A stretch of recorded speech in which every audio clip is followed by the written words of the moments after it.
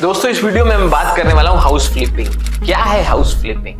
लेकिन house flipping को मैं बहुत सिंपल करने वाला हूँ इस पूरे वीडियो में आपके लिए। भारत देश में घर खरीदने और बेचने के बिजनेस को ही हाउस फ्लिपिंग कहा जाता है।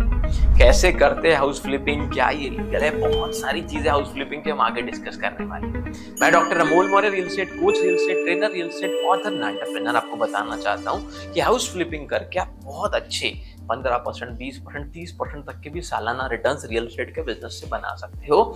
थोड़ा रिस्की काम है, लेकिन अगर एंड तक आपने समझ लिया तो हम इसको बहुत सिंपल करते जाएंगे आपके लिए, ताकि आप एक बहुत अच्छी इनकम बना सके other than your active income. तो आप एक अच्छी पैसिव इनकम बना सकते हैं, आप बहुत पैसे बना सकते हैं, आप अपने पैसे को ग्रो कर सकते हैं हाउस फ्लिपिंग से। दोस्तों आपने अगर भारत में है और आप भारत ही नहीं, भारत के बाहर भी कहीं भी है, तो आपने कई दोस्तों से, रिलेटिव से, रियल एस्टेट में काम करने वाले लोगों से सुना होगा कि 30-40 लाख रुपए लगाकर 8-10 महीने में ही उस हाउस को, उस घर को या उस फ्लैट को किसी और को बेचकर 30%, 40%, कभी कभी 50-60% तक के रिटर्न्स लोगों ने बनाए हैं। कैसे होते हैं, कैसे पॉसिबल होता है, वो सब हम आपको बताने वाले हैं। अब हाउस फ्लिपिंग आप दो तरीके से कर सकते हैं। या तो रीसेल का घर आपने किसी का खरीदा, उसको थोड़ा रिनोवेट किया, फिर किसी को बेच दिया, या आपने कोई अंडर कंस्ट्रक्शन प्रॉपर्टी खरीदी और पोजीशन तक उसे फ्लिप कर दिया, किसी और को दे दिया, एज एन इन्वेस्टर आप उसमें इन्वॉल्व हो गए। ये सब कैसे होता है आगे चलिए समझते हैं। अब इसी बिजनेस को रियल एस्टेट इंडस्ट्री में होलसेलिंग का बिजनेस भी आप कह सकते हैं, जिसमें आप प्रॉपर्टी खरीदते हैं खुद के कमर्शियल बेनिफिट के लिए, मतलब एक पैसा बनाने के लिए, वो रहने के लिए आप नहीं खरीदते। आपका पर्पस क्लियर होता है, सही समय पे एंट्री करना, प्रॉपर्टी को खरीद लेना और उसे सही समय पर उससे एग्जिट हो जाना जब आपको लगे कि कुछ रेट आ चुके हैं, रिटर्न्स आ चुके हैं। दूसरा, हाउस फ्लिपिंग के दो ऑप्शन होते हैं। या तो आप पूरी प्रॉपर्टी को परचेज भी कर सकते हैं, या आप प्रॉपर्टी में एग्रीमेंट करके फिर उसे सेल से पहले किसी और को बेच सकते हैं। इससे होता क्या फायदा है?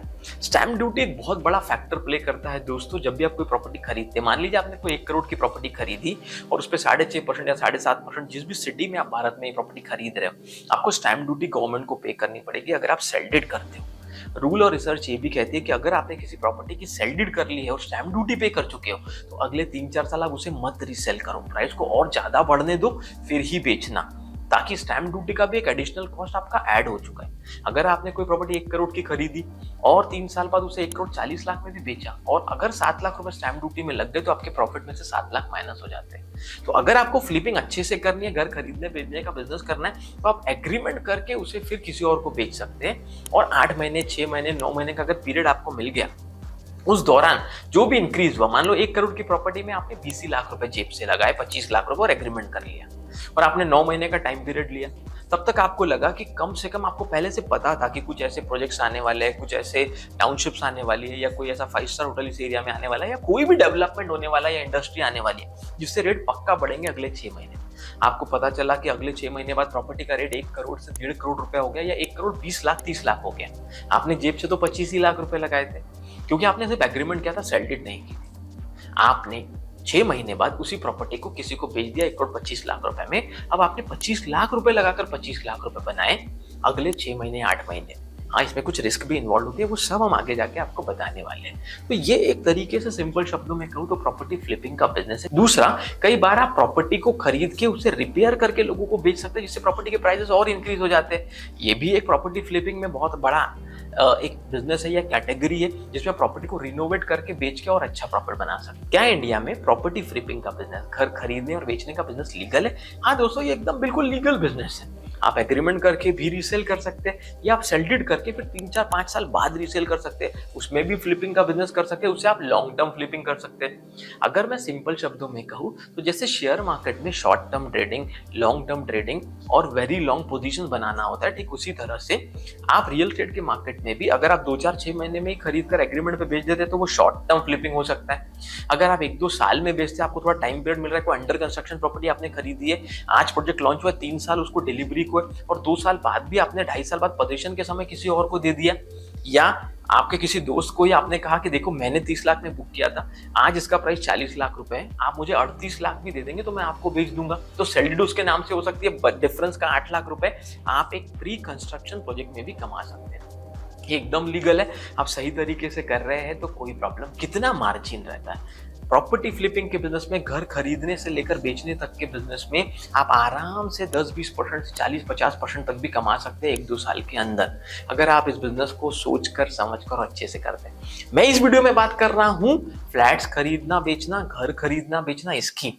अगर आप प्लॉट और एग्रीकल्चर लैंड की भी फ्लिपिंग का बिजनेस सीखना चाहते हैं तो जरूर कमेंट करके हमें बताइए, मैं जरूर उस पर आगे वीडियो लेकर आऊंगा। और अगर आपने अभी तक चैनल को सब्सक्राइब नहीं किया तो तुरंत सब्सक्राइब करके बेल आइकन को हिट कीजिए, हम नहीं चाहते आपका इंपॉर्टेंट वीडियो आगे मिस हो। अब इसमें कितना रिस्क है, क्या फैक्टर्स है, जो रिस्क फैक्टर्स है वो भी समझना बहुत जरूरी है। तो सबसे पहली रिस्क होती है प्रॉपर्टी फ्लिपिंग में मार्केट का फ्लक्चुएशन। कभी ऐसा भी हो सकता है कि आपने जब खरीदा तो मार्केट बहुत उठ रहा था, बहुत अच्छा था, शेयर मार्केट भी ग्रो कर रहा था, रियल एस्टेट भी ग्रो कर रहा था, देश में बढ़िया पैसे का घर का डिमांड था, लेकिन कभी मार्केट में फ्लक्चुएशन आया, मार्केट गिरा या रियल एस्टेट में थोड़ा सा डिमांड कम हुआ तो उतने परसेंट रिटर्न नहीं आएगा, लेकिन लॉस नहीं होता है। बहुत ही कम रियल एस्टेट इंडस्ट्री में ऐसा देखा गया। ये एक बहुत सेफ मार्केट है कि मार्केट रियल एस्टेट में नीचे गिरा हो कि भाई कोई घर यहाँ 25 लाख रुपए का मिल रहा था और अचानक वो 22 लाख का हो गया, ऐसा बहुत ही कम होता है। तो ये सेफ है। हाँ, पर अगर मार्केट ग्रो करता है तो ज्यादा रिटर्न्स आते हैं। दूसरा पॉइंट है मेंटेनेंस। कभी कभी अगर आपने फ्लैट खरीदा है, घर खरीदा है, तो एक और एसोसिएटेड कॉस्ट आपके ऊपर आ जाता है, मेंटेनेंस का कॉस्ट। मान लीजिए 3,000 रुपए महीना भी आपके फ्लैट का मेंटेनेंस है और आपने 2 साल उसे रखा, नहीं बेचा या 1 साल नहीं बेचा, तो ये 30-40 हजार का एक एक्स्ट्रा आपके ऊपर एक्सपेंस आ जाता है, मेंटेनेंस का कॉस्ट आपको भरना है। तीसरा रिस्क है इसमें अच्छे बायर का समय पर मिलना। बिल्कुल हम भी जानते हैं, कई लोग ये कहेंगे कि सर जरूरी नहीं है ना, मैंने 8 महीने का टाइम पीरियड लिया, मुझे अच्छा बायर मिल जाएगा और मैं उसे बेच दूंगा और फिर उसको भी तो फास्ट पेमेंट करना पड़ेगा। बिल्कुल सवाल सही है, अच्छे बायर का मिलना एक रिस्क होता है, लेकिन अगर आपका मार्केट में कॉन्टैक्ट अच्छा है, नेटवर्क अच्छा है, आप बहुत सारे ब्रोकर्स को जानते हैं, बहुत सारे लोगों को जानते हैं या बहुत सारे इन्वेस्टर्स को जानते हैं और आप इस बिजनेस में प्रोफेशनली उतरना चाहते हैं, तो आपको एक स्ट्रॉन्ग नेटवर्क के साथ काम करना होगा। और फिर आता है पोजीशन। अगर आपने कोई अंडर कंस्ट्रक्शन प्रॉपर्टी बाय की है, रेट तो बढ़ते हैं लेकिन समय पे पोजीशन मिलना, सही क्वालिटी का काम होना भी बहुत जरूरी है। ये सब अगर होता है तो फ्लिपिंग के मार्केट में आप अच्छा पैसा बना सकते हैं। कौन से फैक्टर्स को कंसिडर करना चाहिए अगर कभी भी कोई प्रॉपर्टी लेनी है, उसे बाद में बेचकर आपको पैसा बनाना है? तो सबसे पहले तो एक इनिशियल डाउन पेमेंट आपको 20-30% का लगता है, चाहे आप अंडर कंस्ट्रक्शन प्रॉपर्टी लो, चाहे आप रीसेल की प्रॉपर्टी लो। इसके अलावा रजिस्ट्रेशन का कॉस्ट, स्टैम्प ड्यूटी का कॉस्ट, जब तक कोई प्रॉपर्टी मिल नहीं जाती तब तक का मेंटेनेंस, ये बहुत सारे ऐसे फैक्टर्स जो आपको कंसिडर करके चलना पड़ता है। और प्रॉपर्टी बेचने तक जितने भी आपको ईएमआई और इंटरेस्ट है वो पे करने पड़ता है। कभी कभी होता है प्रॉपर्टी लोन पर होती है, आपने किसी से खरीद लिया तो लोन टेक ओवर कर लिया, तो लोन का इंटरेस्ट भी आपको कुछ साल तक पे करना पड़ सकता है जब तक वो प्रॉपर्टी आप किसी और को बेच नहीं देते। दूसरा मार्केट रिसर्च। इसमें मार्केट रिसर्च कर अगर आप प्रॉपर्टी लेते हो तो रेट ऑफ रिटर्न ज्यादा अच्छे मिलते हैं। अगर जिस बिल्डर का आप अंडर कंस्ट्रक्शन प्रॉपर्टी बुक कर रहे हैं फ्लिपिंग के लिए, उसका रेपुटेशन कैसा है, उसका ब्रांड नेम कैसा है, उसकी क्रेडिबिलिटी कैसी है, इससे पहले उसने कितने प्रोजेक्ट्स बनाए, दोस्तों अगर ये सब पता करते हो ना, बहुत फायदा होने वाला है। और अगर आप रीसेल प्रॉपर्टी खरीद रहे हो, कोई घर खरीद रहे हो, तो उस एरिया में पिछले कुछ सालों में कितने रिटर्न लोगों को मिले हैं, क्या एवरेज रेट ऑफ रिटर्न आता है, क्या ग्रोथ मिली है, ये सब अगर आप जानकर समझ कर करोगे फायदा ज्यादा होगा। दूसरा थोड़ा रिनोवेशन का अगर आपको नॉलेज हो। अगर आपने कोई ऐसा घर लिया जिसका प्लॉट बहुत अच्छा है, एरिया बहुत अच्छा है, लेकिन घर की कंडीशन अच्छी नहीं, उसे थोड़ा सा रिपेयर कर दिया, रीपेंट कर दिया, थोड़ा सिविल का वर्क कर लिया, थोड़ा सा पेंटिंग, मॉड्यूलर किचन बना दिया, तो आपको उससे रेंट भी अच्छा आ जाता है। कभी कभी अगर आपको लॉन्ग टर्म के लिए खरीदना है, या आप उसे रीसेल कर सकते हैं प्रॉपर्टी को पूरी तरह से पॉलिश करने के बाद। टाइम, समय बहुत बड़ा रोल प्ले करता है, आपने कितना ज्यादा समय लिया है। अगर डील करते समय आपने जिससे आप प्रॉपर्टी खरीद रहे हो उसे, अगर रीसेल की प्रॉपर्टी स्पेशली, थोड़ा लॉन्ग टर्म समय ले लिया पैसे देने के लिए कि सर मार्केट में उतना स्पीड तो है नहीं, मैं आपको 9 महीने से 12 महीने पेमेंट कंप्लीट करूंगा, अभी मैं आपको 25% दे रहा हूँ, अगले 6 महीने बाद अगले जो पेमेंट आपने टर्म डिसाइड कर ली है। तो उस दौरान कभी कभी होता है अगर आप 6 महीने तक नहीं बेच पाए तो आपको 10-20% एक्स्ट्रा अपनी तरफ से लगाना पड़ेगा, उस केस में आपका 40% पैसा भी लग सकता है। अब गलतियां जो इन्वेस्टर हाउस फ्लिपिंग में करते हैं, एक घर खरीदने और बेचने के प्रोसेस में जो गलतियां कॉमनली इन्वेस्टर्स करते हैं, वो 3 गलतियां मैं आपको बता रहा हूँ। पहला है ओवर प्राइसिंग। आपको दोस्तों पैसा तब नहीं कमाना है जब आप बेचते हैं, पैसा तब कमाना है जब आप खरीदते हैं। अगर आपके पास प्रॉपर नॉलेज है, प्रॉपर स्किल है, आप किसी एक्सपर्ट से ट्रेन हो चुके हो, तो आपको खरीदते समय रेट को इस तरीके से निगोशिएट करना है कि आप 2-4-5 लाख रुपए के डिस्काउंट पर प्रॉपर्टी को खरीद पाओ। सही तरीके से मार्केट रिसर्च करके आप डील कर पाओ। नेगोशिएशन का स्किल अगर आपके पास है, मार्केट रिसर्च अगर आपके पास है, तो आप कर सकते हो। तो ओवर प्राइसिंग में मत खरीदिए। ज्यादा रेट पे खरीद के फिर फ्लिप करना चाहेंगे तो मुश्किल आ जाएगी। दूसरा, नॉट हैविंग पेशेंस।